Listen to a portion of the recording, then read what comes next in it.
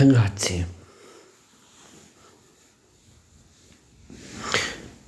allora iniziamo a parlare di calciomercato perché scende il clamoroso, ok? Quindi, per Inzaghi, intendendomi, Lewandowski sta programmando un viaggio in Italia per ascoltare i club interessati all'attaccante polacco. Sia Juventus che Milan hanno chiesto informazioni se ne vorrà venire in Serie A. Dovrà però fare un sacrificio economico. Dalla fonte di Fabrizio Romano.